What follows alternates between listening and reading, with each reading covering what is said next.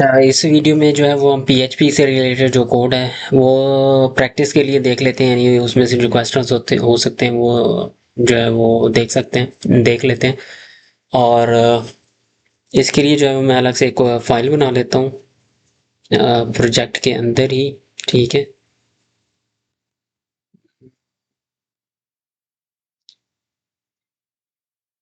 और इसको हम नाम दे देते हैं टेस्ट डॉट पीएचपी का।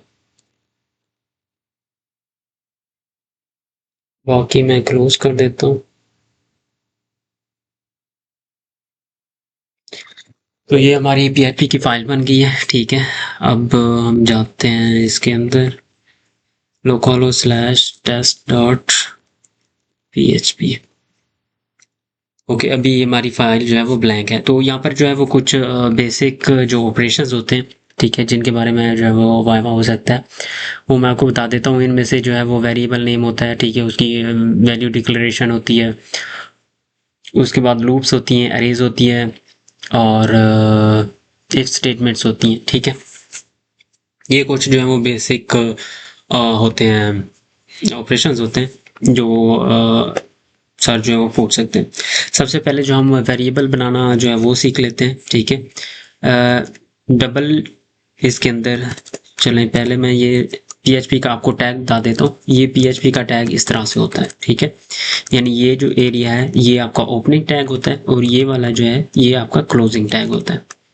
इसके अंदर जो है वो आप पीएचपी का कोड लिखते हैं। ठीक है, यानी ये आपका ओपनिंग टैग और ये आपका क्लोजिंग टैग, इसके दरमियान जितना भी कोड आएगा वो आपका पीएचपी का कोड होगा। ठीक है, और पहले जो आप यहाँ पर यानी कमेंट्स कैसे करते हैं, बैक स्लैशेस, दो बैक स्लैश लगा करके आप कोई भी आप कोड लिखेंगे वो एज अ कमेंट होगा। कमेंट का क्या मुराद है, वो आपका यानी जो कंपाइलर होगा वो उसको जो है वो as a proper code treat नहीं करेगा, इसकी कोई आपको आउटपुट शो नहीं होगी। ये जस्ट यानी बहुत ज़्यादा जिन फाइल्स के अंदर बहुत ज़्यादा लंबा कोड होता है या मल्टीपल फाइल्स होती हैं, एक कोड जो है किसी और फाइल से आ रहा होता है, तो कोड को रेफरेंस करने के लिए, यानी कोड ये चीज़ बताने के लिए कि कौन सा कोड किस तरह का काम कर रहा है, कहाँ से आ रहा है, तो यहाँ पर जो है वो कमेंट्स लिखे जाते हैं। ठीक है, तो सबसे पहले हम वेरिएबल्स देखते हैं। वेरिएबल्स बनाने के लिए जो है वो हमें डॉलर साइन का इस्तेमाल करना पड़ता है। ठीक है, डॉलर साइन, उसके बाद जो है वो आप वेरिएबल का नाम लिखते हैं। वेरिएबल का नाम लिखने के जो रूल्स हैं वो कुछ इस तरह से होते हैं कि वेरिएबल का नाम जो है वो आपका यानी डॉलर के बाद आप ये 0 1 2 3 4 ये इस तरह से नहीं दे सकते। ठीक है, लाजमी उसके लिए जो है वो आपको या आप अंडरस्कोर दे सकते हैं, ठीक है, या जो है वो एबीसी में से कोई लफ्ज़ दे सकते हैं। उसके बाद अगर आप चाहें तो फिर आपका जो है वो डिजिट्स आ सकते हैं, नंबर्स आ सकते हैं। ठीक है, लेट से अभी मैं जो है वो कोई नाम दे देता हूँ, लेट से नेम लिख लेता हूँ मैं एक वेरिएबल। उसके आगे वैल्यू किस तरह से असाइन करते हैं, वैल्यू असाइन करने के लिए जो है वो आप इक्वल टू का साइन लगाते हैं और उसके आगे वैल्यू लिखते हैं। ठीक है, अब वेरिएबल्स दो तरह के हो सकते हैं, एक तो जो है वो आपका इंटीजर वेरिएबल हो सकता है, एक जो है वो स्ट्रिंग वेरिएबल हो सकता है। दूसरी भी डाटा टाइप्स होती हैं, जैसे बुलियन होती है, लॉन्ग होती है, शॉर्ट होती है। ठीक है, तो वो यहाँ पर जो है वो जो आपका कंपाइलर और पीएचपी का कंपाइलर है, ये बेसिकली कंपाइलर क्या होता है, जो कोड को जो है वो मशीन लैंग्वेज के अंदर कन्वर्ट करता है। यहाँ पर तो हम कोड लिखते हैं यानी इंग्लिश लैंग्वेज में, जिसको हम हाई लेवल लैंग्वेज कहते हैं। इसको जो है वो कंपाइलर जो है क्या करता है, इसको लो लेवल लैंग्वेज के अंदर कन्वर्ट करता है, जो कि बाइनरी फॉर्म में होती है। बाइनरी फॉर्म यानी 0 1 की फॉर्म में होती है, जिसको मशीन जो है वो अंडरस्टैंड करती है। ठीक है, तो जो अभी हम क्या कर रहे थे कि इसको वैल्यू किस तरह से दे सकते हैं। वैल्यू जो इसका कंपाइलर जो होता है वो वैल्यू की बेस पे जो वेरिएबल की टाइप होती है वो ऑटोमेटिकली जो है वो डिसाइड कर लेता है। अब यहाँ पर जो है वो क्या है, जैसे सी या सी प्लस प्लस होती है, वो हमें लाजमी तौर पर पहले बताना पड़ता है कि ये इंटीजर है, 4 करैक्टर है, स्ट्रिंग है, बूलियन है। ठीक है, तो इस तरह से जो है वो हमें बताना पड़ते हैं। लेकिन यहाँ पर हमें जो है वो जस्ट वेरिएबल नेम और उसके आगे वैल्यू लिखने के लिए क्या करते हैं, हम इक्वल टू का साइन लगाते हैं और उसके आगे वैल्यू लिखते हैं। अब अगर हमारे पास वैल्यू जो है वो स्ट्रिंग के अंदर है, स्ट्रिंग से मुराद ये है कि लेट से जैसे नेम है, ठीक है, ओके, टेस्ट नेम है, यहाँ पर लिख लेता हूँ। तो ये इस तरह से जो वैल्यूज़ होती हैं वो स्ट्रिंग कहलाती हैं। ठीक है, यानी जो करैक्टर्स टाइप के जिसके अंदर एबीसी के करैक्टर्स हैं, ठीक है, या स्पेशल कैरेक्टर्स है। स्पेशल कैरेक्टर से मुराद ये है कि यहाँ पर मैं अगर हाइफन लगाता हूँ या जो है वो एंड का लगाता हूँ, स्टार लगाता हूँ, सॉरी, ठीक है, तो ये जो है वो स्पेशल कैरेक्टर्स होते हैं, या स्पेस दे लेते हैं। और इसके बाद जो है वो हमें लाजमी सेमीकोलन लगाना पड़ता है, यानी जब भी आपको एक स्टेटमेंट लिखते हैं उसके आगे जो है वो हमें सेमीकोलन लगाना होता है। उसके बाद यहाँ पर जो है वो आप दूसरा एक वेरिएबल बना लेते हैं। लेट्स से यहाँ पर मैं एक नंबर नेम से जो है वो वेरिएबल बनाता हूँ, या इसका जो है वो आप लिख लेते हैं जी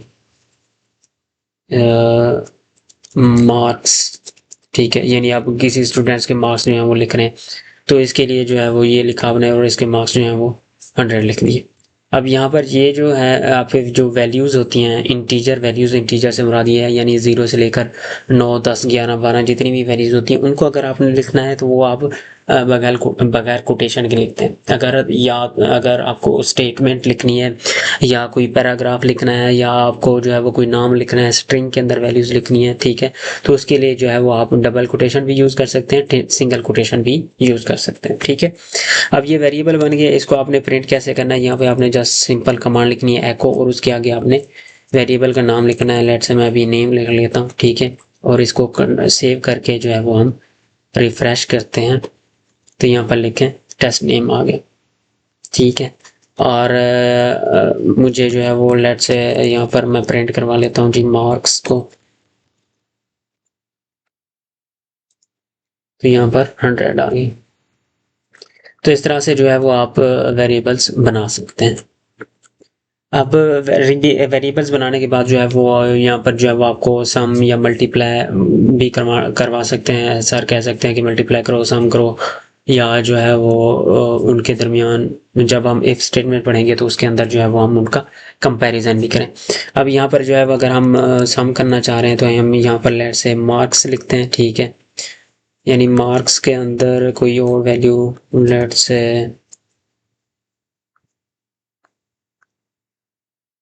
यहाँ पे मैं लिखता हूँ इंग्लिश मार्क्स और यहाँ पर मैं लिखता हूँ मैथ या CS लिखते हैं ताकि हमारा सब्जेक्ट भी है, इसके मार्क्स, ठीक है, और इसको मैं 150 कर देता हूँ। अब यहाँ पर क्या करते हैं जी, हम इन दोनों को आपस में जमा करते हैं। तो मैं एक तीसरा वेरिएबल बना लेता हूँ जिसमें मैं कहता हूँ total underscore marks equal to, और यहाँ पर मैं लिखता हूँ इंग्लिश मार्क्स, ठीक है। इन दोनों को हमने जमा करना है तो मैं लिखता हूँ इंग्लिश मार्क्स प्लस कौन से जी CS मार्क्स, ठीक है। अब मैं इनको जो है वो मैंने क्या कर दिया, जो स्टेटमेंट थी वो मैंने क्लोज कर दी सेमीकोलन लगा के। अब इसके बाद क्या करते हैं जी, इसके बाद हम इसको प्रिंट करवाते हैं और यहाँ पर हम लिखते हैं एको और यहाँ पर हम लिखते हैं और यहाँ पर हम इसको रिफ्रेश कर लेते हैं तो यहाँ पर देखें 250 आ गए, ठीक है। तो इस तरह से यानी वेरिएबल्स को आपने अगर जमा करना है इस तरह से जमा कर सकते हैं। अगर आपने मल्टीप्लाई करना है तो आपने स्टार का सिंबल लगाना है और यहाँ पर रिफ्रेश करेंगे तो वो मल्टीप्लाई हो जाएगा। अगर आपने डिवाइड करना है तो यहाँ पर आप बैकस्लैश यूज़ करेंगे, रिफ्रेश करेंगे तो वो डिवाइड हो जाएगा, ठीक है। माइनस करना है आपने सिंपल माइनस का सिंबल लगाएं, रिफ्रेश करें तो वो माइनस हो जाएगा। माइनस में वैल्यू क्यों आ रही है -50, क्योंकि इंग्लिश के मार्क्स कम है और CS के मार्क्स 150 यानी 50 मार्क्स ज़्यादा है तो माइनस में वैल्यू आएगी, ओके। तो इस तरह से जो है वो आप क्या कर सकते हैं जी, वेरिएबल्स को प्रिंट आउट करवा सकते हैं और मैथ ऑपरेशन जो है वो परफॉर्म कर सकते हैं। इसके बाद आती हैं हमारी इफ स्टेटमेंट्स। इफ स्टेटमेंट्स कहाँ यूज़ होती हैं, जहाँ पर जो है वो आपने कोई कंडीशंस चेक करनी है, ठीक है, कंडीशंस चेक।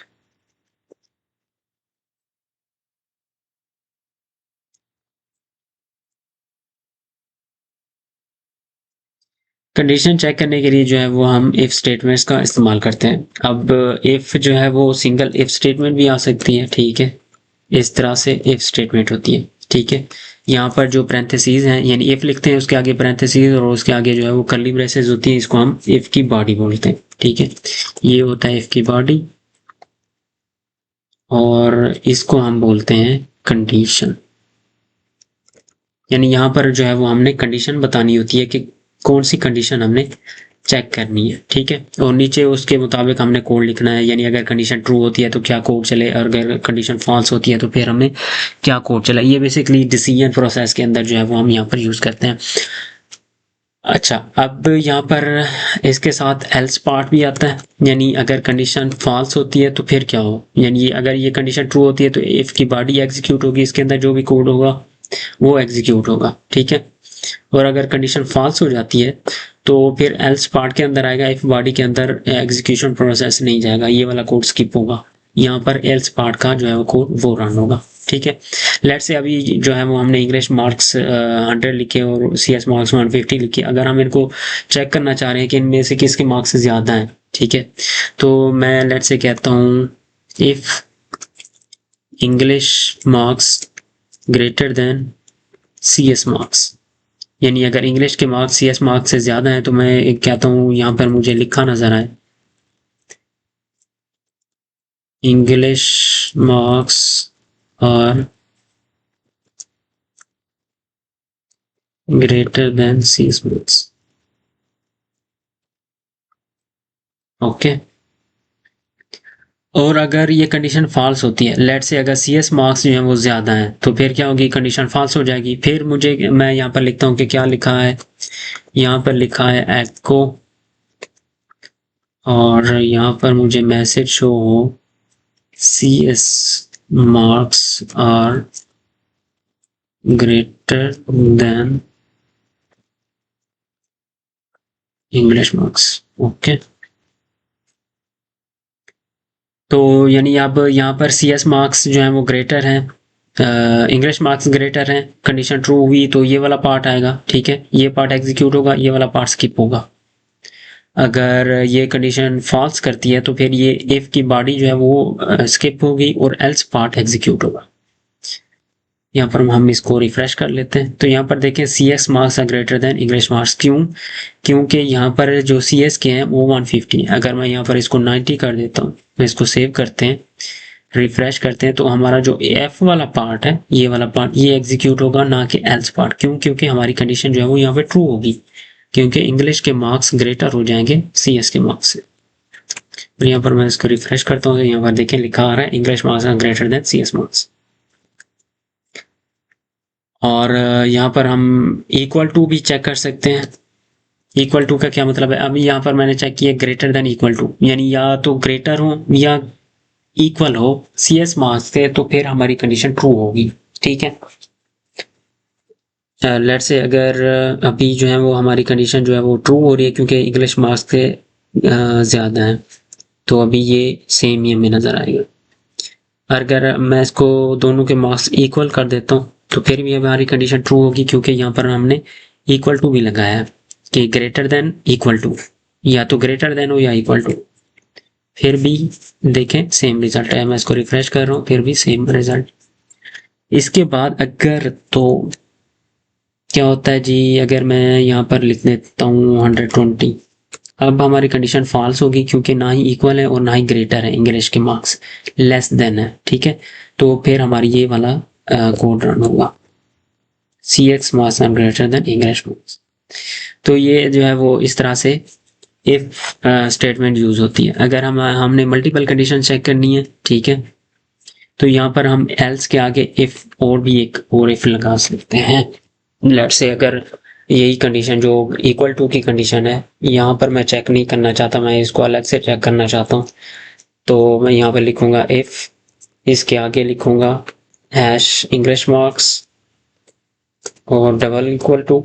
डबल यानी अगर आपने इक्वल टू की कंडीशन चेक करनी है, यानी एक चीज़ दूसरी चीज़ के बराबर है, तो उसके लिए आप डबल इक्वल टू का साइन लगाते हैं। अगर आपने यहाँ पर सिंगल इक्वल लगाया तो फिर वो वैल्यू असाइन हो जाती है, ठीक है, जैसे यहाँ पर हमने किया। तो यहाँ पर मैं लिखता हूँ सी एस मार्क्स, अगर दोनों के मार्क्स इक्वल हैं तो मैं यहाँ पर लिखता हूँ C S and English marks are equal.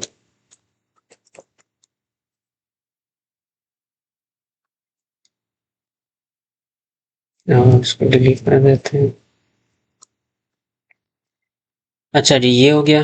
अब इसके बाद फिर हम एक एल्स पार्ट लिख लेते हैं। इसके अंदर क्या होगा कि अगर इंग्लिश के मार्क्स ग्रेटर देन है तो ये साइन चलेगा, अगर इंग्लिश के मार्क्स इक्वल टू हैं तो ये वाली यानी ये पार्ट एग्जीक्यूट होगा। अगर फिर भी कंडीशन फॉल्स होती है, फॉल्स कब होगी, जब इंग्लिश के मार्क्स लेस देन हो जाएंगे सीएस के मार्क्स से। ठीक है, तो उसके हिसाब से मैं यहाँ पर लिख लेता हूँ इंग्लिश मार्क्स और लेस देन सीएस मार्क्स। तो यहाँ पर हम इसको रिफ्रेश करते हैं तो यहाँ पर देखें इंग्लिश मार्क और लेस देन सीएस मार्क्स। क्यों? क्योंकि यहाँ पर इंग्लिश के 90 और सीएस के कितने 120 हैं। अगर मैं इसको यहाँ पर 70 करता हूँ तो फिर हमारा ये वाला पार्ट एग्जीक्यूट होगा, क्योंकि यहाँ पर जो है वो कंडीशन ट्रू होगी। यहाँ पर देखें ग्रेटर देन आ गया, और यहाँ पर अगर मैं दोनों को इक्वल कर देता हूँ, इसको भी मैं 70 कर देता हूँ, रिफ्रेश करते हैं तो यहाँ पर देखें लिखा है C S and English are equal. तो इस तरह से ये यानी इफ जो है वो यूज होता है। ठीक है, इसके बाद जो है वो यहाँ पर हम अरे का मैं आपको बता देता हूँ कि अरे क्या चीज़ होती है। अरे के अंदर जो है वो एक्चुअली हम मल्टीपल वैल्यूज रख सकते हैं। जैसे यहाँ पर हमारे पास जो है वो वेरिएबल्स हैं, वेरिएबल के अंदर जस्ट एक वैल्यू है। अरे के अंदर क्या होता है, अरे के अंदर आप मल्टीपल वैल्यूज जो हैं वो स्टोर करा सकते हैं। यानी एक स्टूडेंट के डिफरेंट सब्जेक्ट हैं तो आप हर सब्जेक्ट्स के मार्क्स जो हैं वो इसके अंदर स्टोर करा सकते हैं। मिसाल के तौर पर मैं लेट से एक अरे लेता हूँ। अरे बनाने के लिए आप क्या करते हैं, जो है वो आप यहाँ पर लिखते हैं यानी वेरिएबल बनाते हैं। ठीक है, जो भी आपने अरे का नाम देना होता है। लेट से मैं यहाँ पर लिखता हूँ मार्क्स, स्टूडेंट मार्क्स लिख लेता हूँ, या मार्क्स अरे लिख लेता हूँ ताकि आपको समझ आ जाए। इक्वल टू आपने खाली ब्रैंक अरे बना दी। ठीक है, तो यहाँ पर ये हमारी एक अरे बन गई। अरे बनाने के लिए आप इस तरह से बना देते हैं, यानी इस तरह से लिखते हैं। इसके आगे आप अरे लिखते हैं और उसके आगे यानी पैरेंथेसिस करके छोड़ देते हैं, तो ये एक अरे बन जाती है। ठीक है, ये अभी हमारी फिलहाल ब्लैंक अरे है। इसको प्रिंट करने के लिए जो है वो हम प्रिंट आर का इस्तेमाल करते हैं, प्रिंट आर। ठीक है, और उसके आगे हमने लिखा मार्क्स अरे। अगर मैं इसको रिफ्रेश करता हूँ तो यहाँ पर देखें ये हमारी फिलहाल ब्लैंक अरे आ रही है।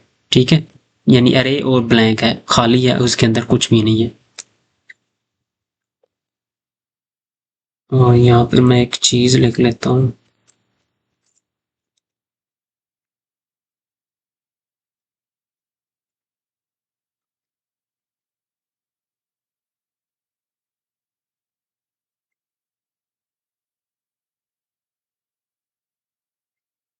ओके। अब ये हो गया अरे। ठीक है, अरे हमारी बन गई। अब अरे के अंदर वैल्यूज किस तरह से रख सकते हैं। ठीक है, आप ये भी कर सकते हैं कि डायरेक्ट आप अरे बनाएं और उसी के अंदर वैल्यूज भी रखी जाएं। यानी अगर आप इस तरह से नहीं करते कि आप पहले से एक अरे बनाएं फिर उसके अंदर वैल्यूज रखें, अगर आपको कंफर्म है कि इसके अंदर वैल्यूज आएंगी, ठीक है, तो आप इस तरह से कर सकते हैं। मार्क्स अरे बनाते हैं, ठीक है, और उसके आगे इक्वल टू लिखते हैं, और उसके बाद आप यहाँ पर देते हैं वैल्यूज। वैल्यूज के लिए आपको यहाँ पर जो है वो स्क्वायर ब्रैकेट चाहिए होती है। ठीक है, लेट से आप यहाँ पर लिखते हैं जी इंग्लिश, इसकी वैल्यूज कितनी है, और उसके लिए जो है वो आप यहाँ पर एरो साइन का इस्तेमाल करते हैं। ठीक है, इसको बेसिकली एसोसिएटिव अरे कहते हैं। एसोसिएटिव अरे के अंदर क्या होता है कि कोई जो आपकी है कोई यानी इंडेक्स है, उसकी जो है वो कोई ना कोई वैल्यू है। ठीक है, लेट से इंग्लिश के मार्क्स हैं 100। ठीक है, उसके बाद मैंने कॉमा लगाया और उसके बाद मुझे दूसरे के मार्क्स चाहिए। लेट से सी एस, इसके मार्क्स कितने हो गए, सॉरी, इसके मार्क्स हो गए 120, कॉमा लगाया। मैथ, इसके मार्क्स कितने हो गए,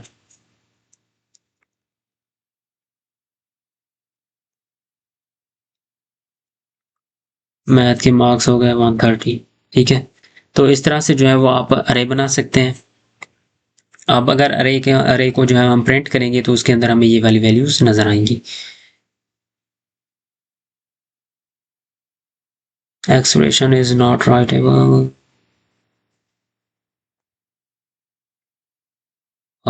यहाँ पर हमने एरो नहीं लगाया। ओके, रिफ्रेश करते हैं तो यहाँ पर देखें अब हमारे अरे के अंदर जो है वो ये वैल्यूज आ चुकी हैं। ठीक है, अब अगर हमने एक इसको जो है वो किसी भी एक को प्रिंट करना हो, लेट से मुझे यहाँ पर मैथ का जो है वो जस्ट चाहिए, तो यहाँ पर मैं लिखूंगा एको और अरे का नाम लिखूंगा जो कि हमारी है मार्क्स अरे, और यहाँ पर जो है वो मैं इसको बता दूंगा कि मुझे किसके मैथ के सब्जेक्ट चाहिए। आप यहाँ पर जो है वो सिंगल कोटेशन भी यूज़ कर सकते हैं और डबल कोटेशन भी यूज़ कर सकते हैं ये वैल्यूज़ को लिखने के लिए। ठीक है, यानी ये जो आपके इंडेक्स हैं। अब ये भी चीज़ नोट करिएगा कि यहाँ पर ये जो है वो फर्स्ट वैल्यू इंडेक्स 0 पे आती है, दूसरी वैल्यू जो है वो इंडेक्स 1 पे आती है। यानी इसके अंदर जो है वो इंडेक्सेस होती हैं, यानी कौन सी वैल्यू किस इंडेक्स पे है। यानी इंग्लिश की वैल्यू जो है इंडेक्स 0 पे है, बाय डिफ़ॉल्ट 0 से स्टार्ट होता है, और CS की वैल्यू जो है वो इंडेक्स 1 पे है। तो यहाँ पर मैं अभी जो है वो बस इसको मैंने यानी मैथ लिखा है, यानी क्योंकि यहाँ पर मैंने नेम्ड इंडेक्स यूज़ किए हैं। ठीक है, और इसको मैं रिफ्रेश करता हूँ तो यहाँ पर लिखे 130 आया है, यानी अरे प्रिंट होने से पहले 130 आया। 130 क्या है, मैथ है। यहाँ पर मैं लाइन ब्रेक एक लगा लेता हूँ जैसे ये है, ताकि अलग से हमें शो हो।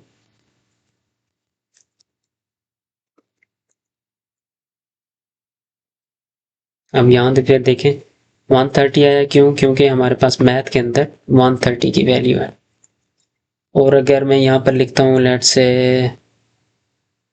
0, तो 0 इंडेक्स पे क्या है, इंग्लिश है। ये काम नहीं करेगा, क्यों? क्योंकि यहाँ पर हमने बाय नेम्ड इंडेक्स दिए हैं। ठीक है, अगर मैं यहाँ पर जस्ट 100 लिखता हूँ लेट से, तो फिर देखते हैं क्या होता है।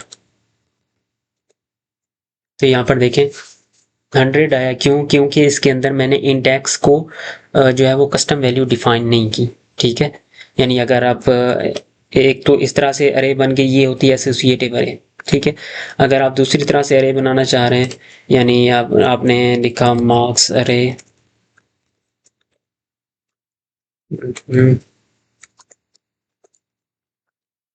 अरे 1 में यहाँ पर सॉरी 2 लिख लेता हूँ, और इसके आगे यहाँ पर मैं इंडेक्स नहीं देता। ठीक है, तो यहाँ पर मैं लिख लेता हूँ 100, 0 और जी 25 और जी 85। ठीक है, इस तरह से कुछ रैंडम वैल्यूज़ मैंने एंटर की हैं।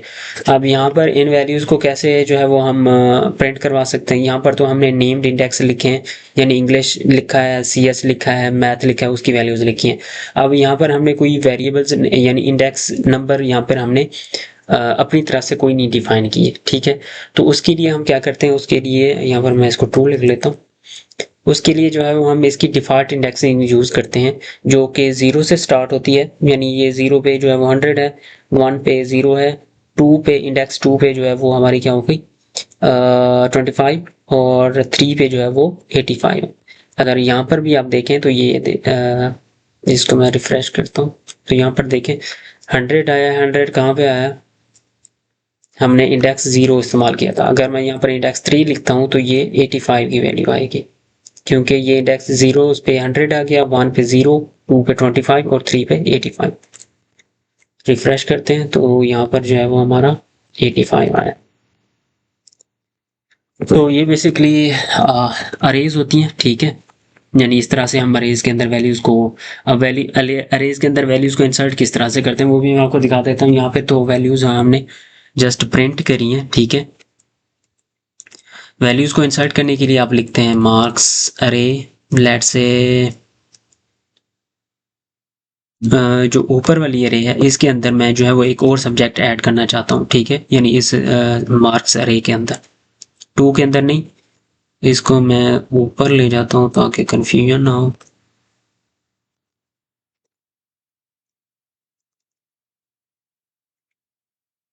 ओके, अब हमारी अरे कौन सी है, ये वाली अरे। अब क्या कर रहे हैं हम, इसके अंदर वैल्यूज़ को इंसर्ट कर रहे हैं। वैल्यूज़ को इंसर्ट करने के लिए क्या लिखते हैं जी, यहाँ पर लिखते हैं मार्क्स अरे। ठीक है, और यहाँ पर लिखते हैं आप इक्वल टू लगाने के बाद आप यहाँ पर वैल्यू दे सकते हैं जी। वैल्यूज देने के लिए जो है वो आप यहाँ पर लिखेंगे मार्क्स अरे, ठीक है। और उसके आगे इसके अंदर यहाँ पर आप लिखेंगे कोई भी जिस भी सब्जेक्ट की आपने वैल्यू देनी है। लेट्स से हमारे पास इंग्लिश आ गया, हम जो है वो यहाँ पर इस्लामियात लिखते हैं, ठीक है। और उसकी वैल्यू दे देते हैं जी 45। और इसको मैं रिफ्रेश करता हूँ तो यहाँ पर देखें इस्लामियात 45 आ गया। हमारे पास पहले जो 3 वैल्यूज़ थी वो अलग से हैं, ठीक है। और उसके बाद हमने यहाँ पर चौथी वैल्यूज़ जो है वो इंसर्ट करी है। अगर आप इन वैल्यूज़ को किसी को अपडेट करना चाह रहे हैं, ठीक है, वो कैसे होगा। लेट्स से आप यहाँ पर लिखेंगे CS और यहाँ पर 45 लिखते हैं, ठीक है। अब CS को 45 लिखते हैं हम, रिफ्रेश करेंगे। अब यहाँ पर देखें CS इंडेक्स पे जो वैल्यू थी अब वो 45 हो गई है। हालांकि हमारी पहले वाली वैल्यू जो है वो कितनी है 120 है, लेकिन हमने उसको अपडेट करके क्या लिखा है 45 लिखा है।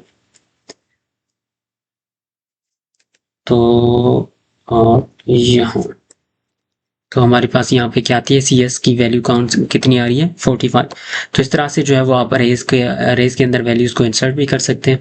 ये तो है थी अपना यानी नेम्ड इसके साथ ना, यानी जिसके इंडेक्सेस को हमने बाय डिफ़ॉल्ट नेम दिया हुआ था। अगर नेम नहीं है यानी लेट से ये वाली वैल्यूज़ हैं तो यहाँ पर हमें इंडेक्स नंबर देना पड़ता है। इंडेक्स नंबर कौन सा 0 1 2 3 और लेट से यहाँ पर मैं लिखता हूँ 4 की वैल्यू कितनी कर दूँ लेट से 78 कर देता हूँ मैं, ठीक है।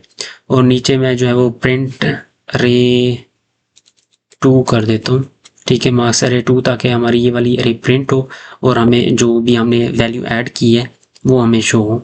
अभी जो है वो 85 तक है। मैं इसको रिफ्रेश करता हूँ तो यहाँ पर देखें ओके 85 आया है। यहाँ पे एक्चुअली नेम जो है वो 2 आना चाहिए था। अब यहाँ पर देखें 4 पे हमारे 4 इंडेक्स पे क्या है 78 है। अब यहाँ पर देखें इसकी जो है वो डिफ़ॉल्ट इंडेक्सिंग है 0 1 ये 2 और ये 3 और ये 4, ठीक है। और इसकी जो है वो हमारी कस्टमाइज इंडेक्सिंग है, यानी इसको हमने खुद से इंडेक्स किया हुआ है और उसकी आगे वैल्यूज़ लिखी हुई है। और ये जो है वो ये डिफ़ॉल्ट इंडेक्सिंग है, इसके अंदर हमने जस्ट वैल्यूज़ इंसर्ट कर दी हैं। तो इंडेक्सिंग नहीं की तो उसने जो कंपाइलर है उसने डिफ़ॉल्ट इंडेक्सिंग दी है, यानी 0 से लेकर के आगे ऑनवर्ड्स जितने भी हैं। अगर इसके तरह यानी अगर 0 है इसकी अगर हमने वैल्यू चेंज करनी है तो ये होगा इंडेक्स 1 पे, ठीक है, यानी 0 पे 100 और 1 पे जो है वो 0 है। तो इसकी वैल्यू जो है वो मैं यहाँ पर लेट से 30 कर देता हूँ। तो अब 0 की जगह मुझे यहाँ पर 30 प्रिंट होगा। रिफ्रेश करते हैं तो यहाँ पर देखें इंडेक्स 1 पे जो है वो पहले 0 था, अब इंडेक्स 1 पे जो है वो 30 है। तो इस तरह से अरेज के अंदर जो है वो आप वैल्यूज़ को इंसर्ट कर सकते हैं, अपडेट कर सकते हैं, कोई नई वैल्यू जो है वो ऐड कर सकते हैं। तो ये बेसिकली जो है वो अरेज होती हैं। अब नेक्स्ट है जो है वो हमारा टॉपिक है लूप्स का।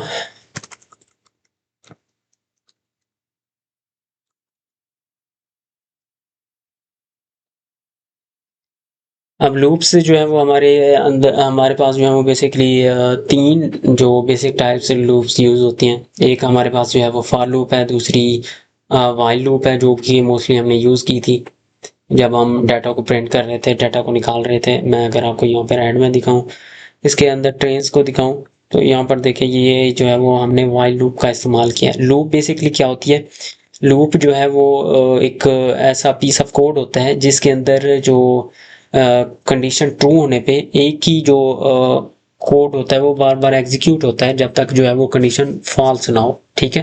यानी अगर आप चाहते हैं कि कोई एक ऐसा काम हो जो बार बार होता रहे किसी कंडीशन की बेस पे, तब तक होता रहे जब तक वो कंडीशन फॉल्स नहीं हो जाती। लेट से कोई काउंट करना है, कोई आपने रिजल्ट्स प्रिंट करवाने हैं, ठीक है, यानी अगर आप टेबल के अंदर रिजल्ट प्रिंट करवा रहे हैं, लेट से 100 रिकॉर्ड्स प्रिंट कर रहे हैं तो 100 दफ़ा वो आपने एको स्टेटमेंट यानी प्रिंट की स्टेटमेंट लिखने की बजाय आप एक दफ़ा स्टेटमेंट लिखते हैं प्रिंट की और उसको लूप के अंदर डालते हैं और उसको जो है वो आप बता देते हैं कि आपने 100 दफ़ा लूप ने रन होना है, तो वो लूप क्या करेगी, वो एक ही कोड जो है वो 100 दफ़ा उसको एग्जीक्यूट करती रहेगी। जब लूप की जो है वो कंडीशन फॉल्स हो जाएगी तो वो ऑटोमेटिकली कोड जो है वो रन होना बंद हो जाएगा, यानी आपका जो एग्जीक्यूशन पार्ट है वो लूप से बाहर आ जाएगा। तो यानी ये लूप्स क्या होती हैं, यानी ये रिपीटिटिव टास्क को यानी स्टेटमेंट्स को जो है वो बार बार यूज़ करने के लिए इस्तेमाल होती है।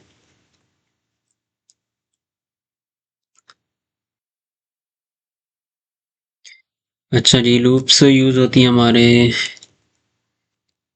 रिपीटिटिव टास्क के लिए या पीस ऑफ कोड के लिए, यानी ऐसा कोई कोड जो आपने बार बार करना है, बार बार कोई आपने टास्क परफॉर्म करना है, तो उसके लिए आप लूप्स इस्तेमाल करते हैं। ये कंडीशन पे ही बेस करती हैं। इसके लिए जो है वो हमारे पास होती है एक फॉर लूप, दूसरी होती है हमारी व्हाइल लूप, और तीसरी जो है वो हमारी होती है फॉर ईच लूप। ठीक है, मोस्टली जो है वो फॉर लूप और व्हाइल लूप यूज होती है। फॉर ईच लूप होती है अरे के साथ, यानी अरे के अंदर आपने वैल्यूज को जो है वो निकालना है, तो आपको फिर जो है वो फॉर ईच लूप भी इस्तेमाल हो सकती है। अब जो है वो फॉर लूप का सिंटैक्स किस तरह से होता है, फॉर लूप का जो सिंटैक्स है वो इस तरह से होता है कि पहले आप एक इनकाउंटर वेरिएबल देते हैं। ठीक है, यानी एक वेरिएबल देते हैं और उसके अंदर आप बताते हैं, लेट्स से मैं यहाँ पे लिख ही देता हूँ फॉर, यहाँ पर आपने एक वेरिएबल जो है वो इनिशियलाइज किया, लेट्स से आई, और उसको जो है वो आपने यहाँ पर इनिशियलाइज करके वैल्यू देनी होती है। लेट्स से आई की वैल्यू 1 है, लेट्स से मैं 10 दफ़ा यानी 10 की काउंटिंग प्रिंट करना चाह रहा हूँ। ठीक है, तो मैं लिखूंगा आई इक्वल टू 1, यानी जो आपका फर्स्ट स्टेप है, यानी पहली जो वैल्यू है वो 1 है, और उसके बाद जो है वो आपने आई की कंडीशन लिखनी है। ठीक है, यानी आपने यहाँ पे बताना है कि कितनी दफ़ा आपका जो है वो कोड एग्जीक्यूट हो। लेट्स से मैं कहता हूँ जी 10 दफ़ा ये जो है वो कोड एग्जीक्यूट हो, और उसके बाद आपने इंक्रीमेंट या डिक्रीमेंट करना है, यानी आई की वैल्यू के अंदर आपने या तो इजाफा करना है या उसके अंदर कमी लानी है। ठीक है, तो अभी जो है वो आई की वैल्यू के अंदर मैं लेट्स से इजाफा करता हूँ, और यहाँ पे मैं एको करके प्रिंट करता हूँ आई को। अब क्या होगा कि आई, अब ये कोड जो है वो कितनी दफ़ा चलेगा, 10 दफ़ा चलेगा। क्यों? क्योंकि यहाँ पर जो है वो पहले जो है वो आई की वैल्यू 1 है। ठीक है, आई की वैल्यू इनिशियलाइज हुई 1 के साथ, उसके बाद यहाँ पे आए हम कंडीशन पार्ट के अंदर हमने चेक किया कि आई लेस देन इक्वल टू 10 है, यानी आई की वैल्यू 10 से कम है या बराबर है। ठीक है, तो आई की वैल्यू जो है वो 10 से कम है, तो इसका मतलब हमारी एग्जीक्यूशन हमारा जो क्या हुआ, कंडीशन जो है वो ट्रू हुई। ठीक है, तो उसके बाद जो है वो हमने क्या किया, प्लस प्लस कर दिया, यानी आई की वैल्यू के अंदर एक का इंक्रीमेंट कर दिया। तो आई की वैल्यू पहले 1 थी, तो अब क्या होगी, 2 हो गई, और उसके बाद हमने आई की वैल्यू को यहाँ पे प्रिंट कर दिया। अब प्रिंट करने के बाद दोबारा हम कंडीशन के ऊपर आएंगे। अब हम चेक करेंगे कि हाँ जी आई की वैल्यू अब कितनी है। आई की वैल्यू अब 2 हो चुकी है, तो 2 लेस देन इक्वल टू 10 है। ठीक है, कंडीशन ट्रू हो गई। फिर जो है वो हमने आई की वैल्यू के अंदर एक इंक्रीमेंट कर दिया और उसको दोबारा से प्रिंट कर दिया। तो ये तब तक प्रिंट होता रहेगा जब तक आई की वैल्यू जो है वो 10 के बराबर या उससे कम रहती है। तो मैं इसको यहाँ पर रिफ्रेश करता हूँ,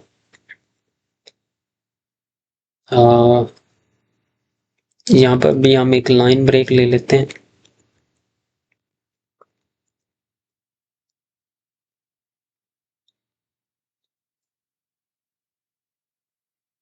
इसके साथ मैं एक लाइन ब्रेक ले लेता हूँ ताकि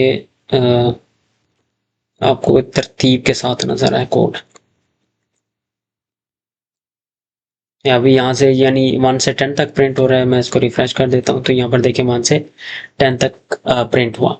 तो सबसे पहले क्या होता है कि सबसे पहले आप जो है इस कोड को आपने अब यानी 10 दफ़ा एग्जीक्यूट हुआ है। जब भी वैल्यू इसकी 11 हुई, यहाँ पर कंडीशन जो है वो हमने चेक किया 11 लेस देन इक्वल टू 10 है, तो कंडीशन जो है वो फॉल्स हो गई। क्यों? क्योंकि ना 11 10 के इक्वल है और ना ही लेस है। तो कंडीशन फॉल्स हो गई, फॉल्स होने के बाद यहाँ पर एग्जीक्यूशन जो है वो ख़त्म हो गई। तो फॉर लूप किस तरह से काम करती है, पहले आप एक वेरिएबल लेते हैं, उसको इनिशियलाइज करते हैं, ठीक है, और उसके बाद उसकी कंडीशन सेट करते हैं और उसके अंदर आप इंक्रीमेंट करते हैं या डिक्रीमेंट करते हैं। डिक्रीमेंट कैसे करते हैं, मैं आपको जो है वो एक उल्टी जो है वो एक लूप बना के दे देता हूँ, यानी वो चलेगी 10 से कब 10 से यानी 1 तक चलेगी। मैं इसको कमेंट कर देता हूँ और यहाँ पर मैं इसको बता देता हूँ। अब पहली वैल्यू जो है मैं 10 ले देता हूँ, ठीक है। अब मैं कहता हूँ ये तब तक चले जब तक इसकी वैल्यू 1 नहीं हो जाती, और यहाँ पर प्लस प्लस करने की बजाय मैं यहाँ माइनस माइनस कर देता हूँ, यानी इसकी वैल्यू के अंदर एक एक की कमी होती रहेगी, ठीक है। यहाँ पर यानी पहली वाली लूप के अंदर एक के अंदर मुसलसल इजाफा हो रहा था, यानी पहले वैल्यू 1 थी, फिर 2 हुई, फिर 3 4 7 8 9 10 तक। अब यहाँ पर क्या होगा, पहले वैल्यू 10 है, फिर 9 होगी, फिर 8 होगी, फिर 7 होगी, और इसी तरह से जब वैल्यू इसकी 1 और फिर 0 हो जाएगी, यानी 1 के ऊपर भी ये लूप चलेगी क्योंकि 1 जो है वो 1 के इक्वल होगा, और जब 0 हो जाएगी तो 0 जो है वो ना ही 1 से लेस है, और यहाँ पर एक्चुअली मुझे यहाँ पर ग्रेटर देन का साइन लिखना होगा, क्योंकि 0 जो है वो यहाँ पर लेस होगा और इक्वल नहीं होगा, तो यहाँ पर कंडीशन जो है वो जब 0 होगा तो फॉल्स हो जाएगी। अभी क्या होगा, पहली वैल्यू 10 हुई, ठीक है, 10 ग्रेटर देन इक्वल टू 1 है, ठीक है, यानी हाँ जी 10 जो है वो ग्रेटर देन है, एक कंडीशन इसकी ट्रू हुई, तो फिर हमने एक इसके अंदर माइनस कर दिया, वैल्यू 9 कर दी और आई को हमने प्रिंट कर दिया। अब यहाँ पर देखें 10 9 8 7 6 5 4 3 1 जब आया,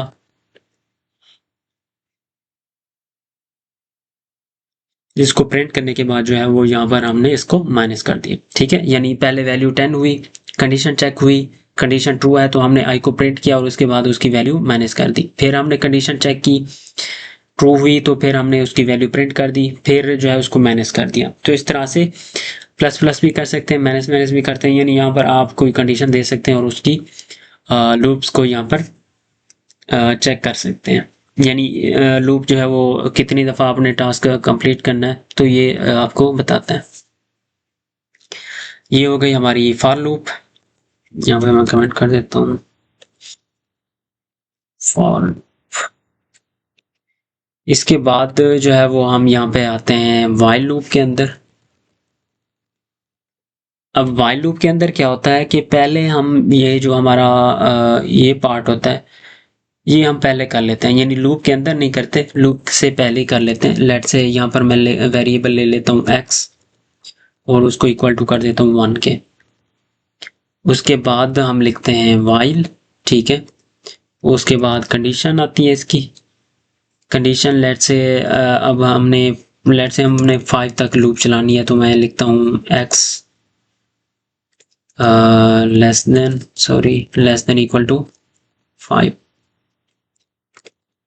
और यहाँ पर हम एको करते हैं x को, br भी लगा देते हैं ताकि लाइन ब्रेक होती रहे, यानी एक के बाद दूसरी जो है वो आती रहे।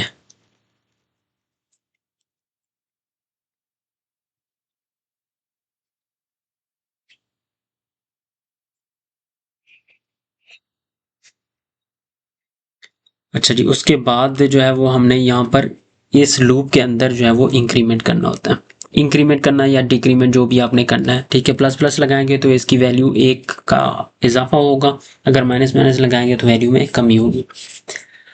अब ये वाली लूप जो है वो कब एग्जीक्यूट होती है, जब आपको यानी एक दफ़ा जो है वो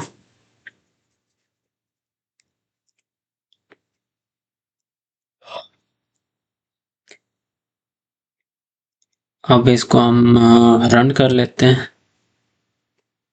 ये वाली इसको मैं थोड़ा सा कमेंट कर देता हूँ ताकि दूसरी लूप नज़र आए हमें।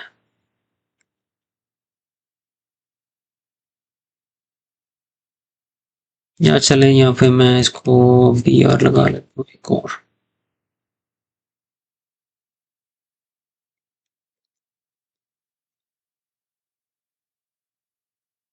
ये बी आर क्या करता है, सिर्फ जो है वो लाइन ब्रेक कर देता है। लाइन से क्या मुराद है, यहाँ पर एक लाइन का गैप आ जाता है, यहाँ पर देखिए अब एक लाइन का गैप आ गया, और यहाँ पर लिख भी लेते हैं हमारी कि ये वाइल लूप हमारी चल रही है।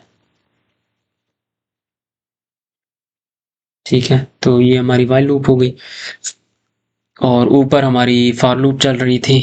ठीक है, यहाँ पर मैं लिख लेता हूँ जी फॉर लूप।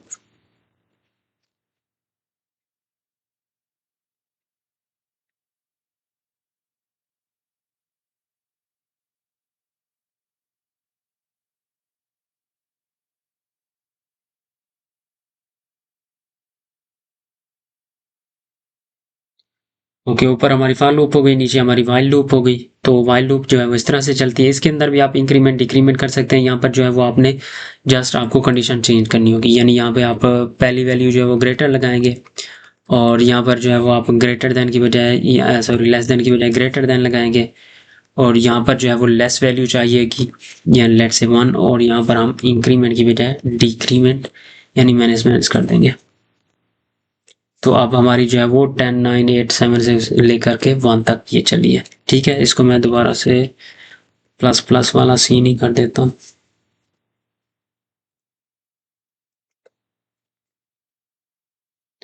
तो ये हो गई हमारी जो है वो क्या हो गई, वाइल लूप हो गई। ठीक है, फॉर ईच लूप के बारे में वैसे इतना कोई ख़ास पूछते नहीं है, अगर पूछेंगी भी तो मैं इंशाल्लाह नेक्स्ट वीडियो में बना देता हूँ।